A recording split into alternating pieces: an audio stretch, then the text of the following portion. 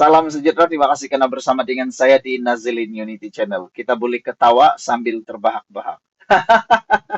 Akhirnya Anwar Ibrahim menang undi tidak percaya di parlemen. Oke? Bukan undi percaya yang seperti kebiasaannya, tetapi undi percaya yang ditunggu-tunggu ini ialah berkaitan dengan rancangan Malaysia yang ke-13. Baik, sebelum kita teruskan ini, ingat, rancangan Malaysia ke-13 ini hanya boleh dilaksanakan dengan undian ahli parlimen di Dewan Rakyat selepas Anwar Ibrahim membentangkannya hari ini. Seperti Hasan Abdul Karim menyatakan bahwa kalau Anwar Ibrahim kalah dalam persetujuan ataupun dalam pembentang RMK 13 ini hari ini, maka bermaksud Anwar Ibrahim sudah hilang keabsahan sebagai Perdana Menteri.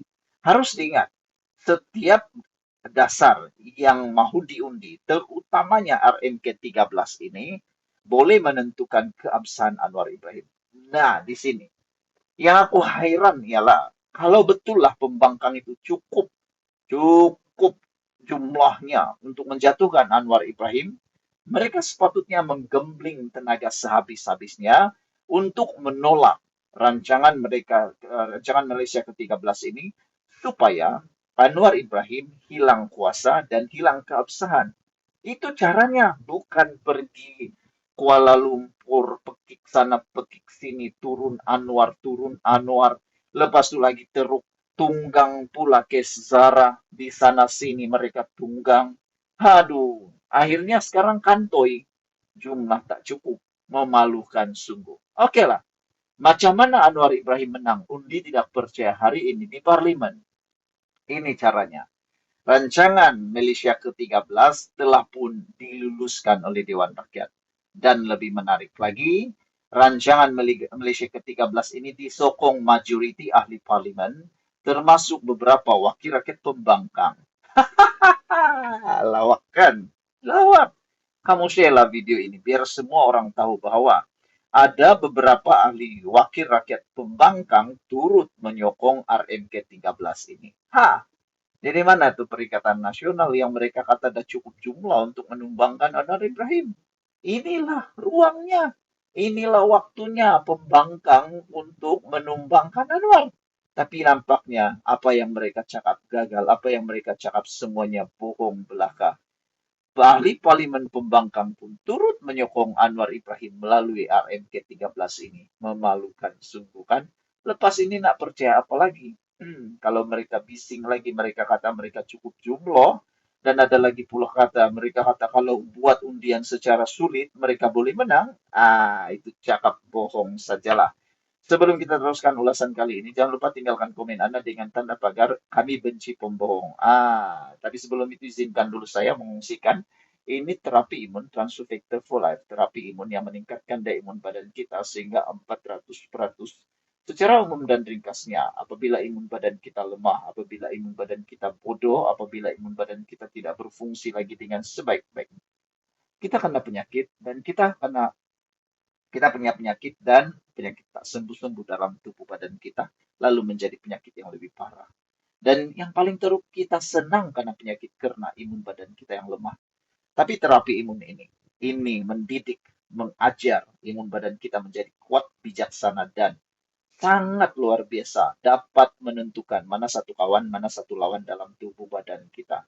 Apabila ia menjadi kuat, ia akan menghancurkan akar penyakit yang ada dalam tubuh badan kita. Imun badanlah yang bertindak menghapuskan akar penyakit dalam tubuh badan kita. Dapatkan produk ini melalui nomor telepon saya yang tertera.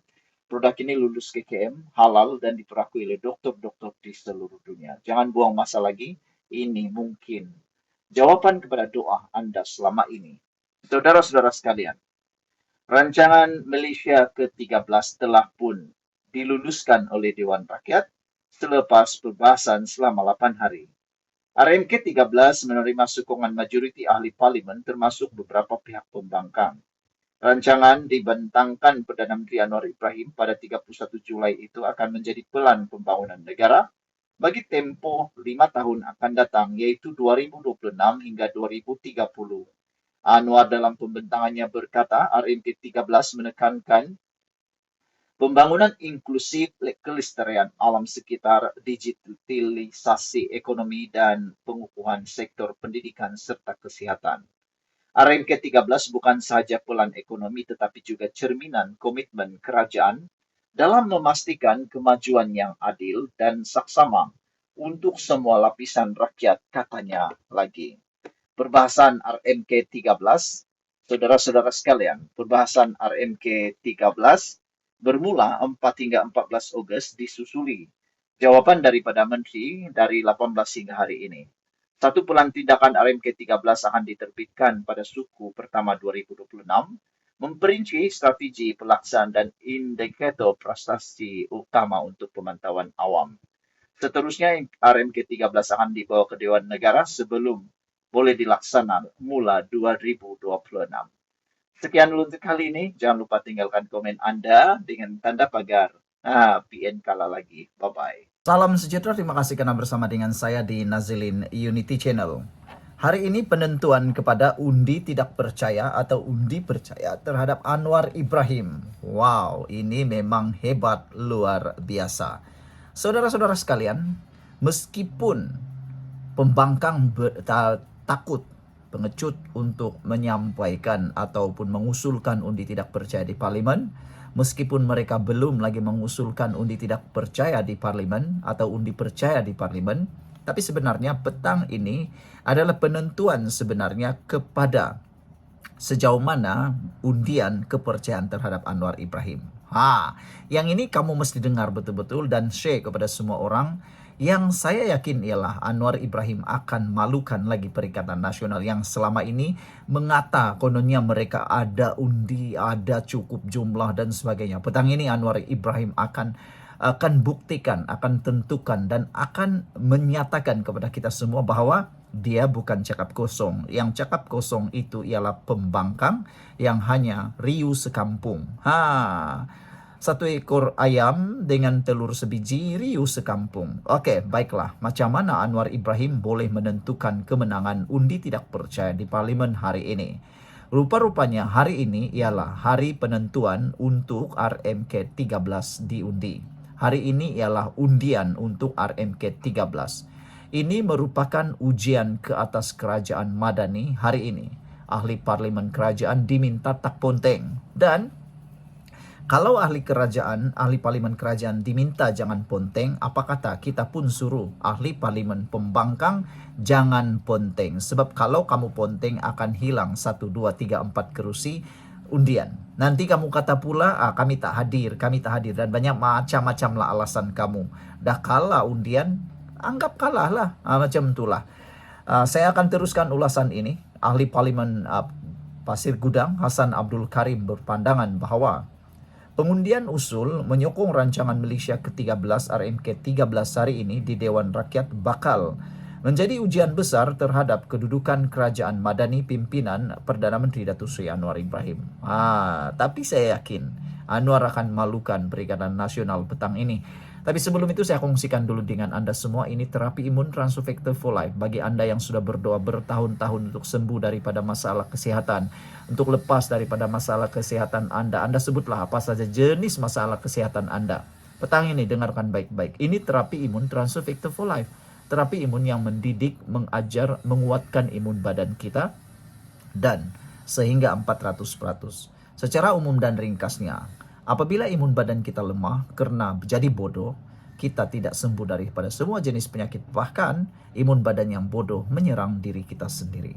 Tetapi terapi imun ini mendidik, mengajar imun badan kita menjadi bijaksana, menjadi kuat, dan paling penting sekali menjadi berpikir luar biasa bijaksana. Sehingga dia dapat mengenal mana satu lawan, mana satu kawan dalam tubuh badan kita supaya imun badan kita tidak menyerang diri kita sendiri.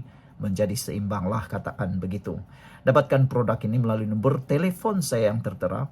Hubungi saya sekarang melalui WhatsApp dan produk ini lulus KKM, diperakui oleh dokter-dokter di seluruh dunia, halal dan merupakan penemuan paling bersejarah dalam dunia kedokteran pada abad ini. Dapatkannya sekarang karena ini adalah jawaban kepada doa Anda selama ini. Baiklah saudara-saudara sekalian. Menurut Hasan Abdul Karim, pengundian tersebut bukan sekadar rutin parlimen, sebaliknya mempunyai kesan langsung terhadap keabsahan kerajaan. Ini bukan perkara kecil, bukan perkara main-main. Hal pengundian ini amat serius dan kesannya amat besar. Jika RMK 13 itu ditolak oleh blok pembangkang dan bebas sama ada dalam undian suara ataupun undian belah bahagi petang hari ini, katanya dalam kenyataan semalam.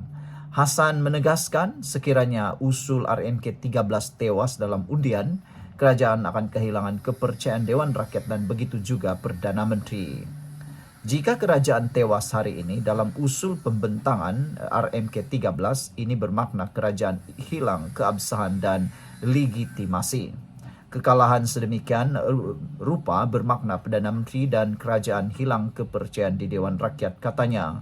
Beliau mengingatkan bahawa peranan Ketua Whip Kerajaan iaitu Timbalan Perdana Menteri kedua amat penting untuk memastikan semua ahli Parlimen Kerajaan hadir dan mengundi menyokong usul tersebut. Ahli Parlimen Kerajaan mesti berkampung esok hari ini di Dewan Rakyat untuk mempertahankan kerajaan, katanya.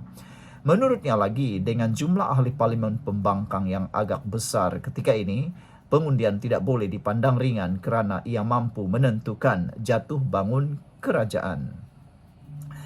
Tegas Hasan yang juga Ketua Biro Guaman Keadilan Johor, pengundian hari ini tidak boleh dipandang enteng kerana keputusannya boleh mengakibatkan masa depan kerajaan Madani menjadi tidak menentu.